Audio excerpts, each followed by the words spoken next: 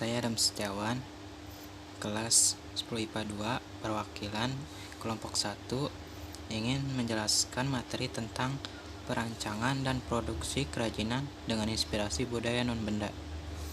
Perancangan dan produksi didasari oleh data yang telah diperoleh melalui ragam material dan teknik produksi di lingkungan sekitar.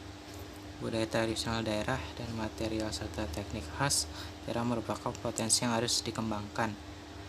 Maka harus dari itu kita harus melestarikan dan menjadikan manfaat itu untuk daerah. Ini potensi budaya non-benda dan potensi material serta teknik produksi. Jika potensi budaya non-benda ditambahkan dengan potensi material dan teknik, akan menghasilkan kerajinan.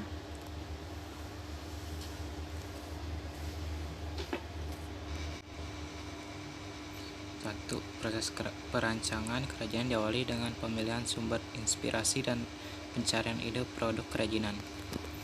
Pembuatan sketsa ide, pembuatan studi model kerajinan, dilanjutkan dengan pembuatan petunjuk produksi.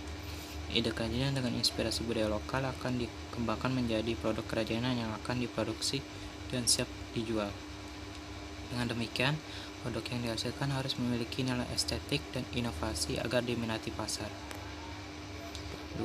Perancangan kerajinan dengan inspirasi budaya non-benda akan menerjemahkan sesuatu yang abstrak atau tak berbenda menjadi benda atau berwujud. Misalnya, inspirasi diambil dari sebuah cerita rakyat menjadi sebuah diorama mini. Mengambil inspirasi dari kepercayaan simbolis. Burung enggang untuk dibuat menjadi ide atau tekstil atau busana. Mencari ide fungsi dan bentuk kerajinan. Ini adalah contoh tahapan penerjemahan budaya non-benda menjadi ide benda kerajinan.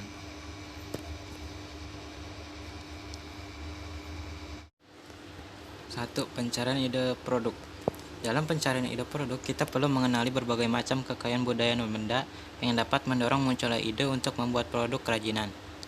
Ide bentuk tersebut akan menuntut kita untuk memikirkan teknik apa yang tepat digunakan dan produk apa yang tepat untuk bentuk tersebut.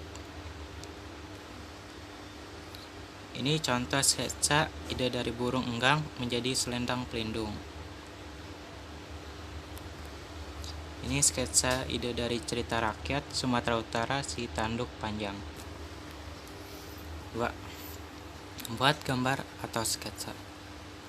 Ide produk, rencana atau rancangan dari produk kerajinan digambarkan atau dibuatkan sketsanya agar ide yang abstrak menjadi berwujud. Contohnya, gambar kerajaan tekstil dengan ide simbol burung enggang. Kerajaan kotak berhias terinspirasi dari cerita si tanduk panjang. 3. Pilih ide terbaik. Setelah kamu menghasilkan banyak ide dan menggambarkannya dengan sketsa, mulai pertimbangkan ide mana yang paling baik, menyenangkan, dan memungkinkan untuk dibuat. 4. Prototyping atau membuat studi model. Sketsa ide yang dibuat pada tahap-tahap sebelumnya adalah format 2 dimensi, artinya hanya digambarkan pada bidang datar. Kerajinan yang akan dibuat berbentuk 3 dimensi, maka studi bentuk selanjutnya dilakukan dengan format 3 dimensi, yaitu dengan studi model. Studi model dapat dilakukan dengan material sebenarnya maupun bukan material sebenarnya. Tahap yang terakhir adalah proses pembuatan kerajinan. Agar pelaksanaan produksi dapat dilakukan dengan mudah dan terencana, langkah kerjanya harus ditulis secara jelas dan detail. Proses kerajinan dengan inspirasi budaya non-benda. Proses produksi kerajinan dengan inspirasi budaya lokal non-benda berdasarkan daya dukung yang dimiliki oleh daerah setempat. 1. Bahan baku, 2. Teknik produksi, 3. Sumber daya manusia. Kegiatan produksi diawali dengan persiapan produksi. Persiapan produksi dapat berupa pembuatan gambar teknik atau gambar kerja atau gambar pola. Tahapan produksi secara umum terbagi atas pembahanan, pembentukan, perakitan, dan finishing. Tahapan pembahanan adalah mempersiapkan bahan atau material agar siap dibentuk. Tahapan proses pembahanan dilanjutkan dengan proses pembentukan. Pembentukan bahan baku bergantung pada jenis material, bentuk dasar material, dan bentuk produk yang akan dibuat. Pemotongan dan pemahatan juga biasanya digunakan untuk membuat sambungan bahan seperti menyambungkan bilah-bilahan papan atau 2 batang kayu atau bambu. Logam lempengan dapat dibentuk dengan secara pengetokan. Tahap terakhir adalah finishing. Finishing dilakukan sebagai tahap terakhir sebelum produk tersebut dimasukkan ke dalam kemasan. Finishing dapat berupa penghalusan dan atau pelapisan permukaan. Kelancaran produksi juga ditentukan oleh cara kerja yang memperhatikan K3. K3 adalah kesehatan dan keselamatan kerja. Upaya menjaga kesehatan dan keselamatan kerja bergantung pada bahan, alat, dan proses produksi yang digunakan pada proses produksi. Proses penambahan dan pembentukan material solid seringkali menghasilkan sisa potongan atau debu yang dapat melukai bagian tubuh pekerjanya. Maka dibutuhkan alat keselamatan kerja berupa kacamata pelindung dan masker anti debu.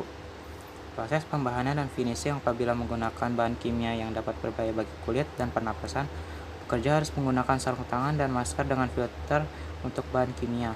Selain alat keselamatan kerja, hal yang tak kalah penting adalah sikap kerja yang rapi, hati-hati, teliti, dan penuh konsentrasi. Sikap tersebut akan mendukung kesehatan dan keselamatan kerja. Kemasan kerajinan dengan inspirasi budaya non-benda. Kemasan untuk kerajinan berfungsi untuk melindungi produk dari kerusakan serta memberikan kemudahan membawa dari tempat produksi hingga sampai ke konsumen. Kemasan juga berfungsi untuk menambah daya tarik dan sebagai identitas atau brand dari produk tersebut. Fungsi kemasan didukung oleh pemilihan material, bentuk, warna, teks, dan grafis yang tepat. Ini adalah contoh-contohnya.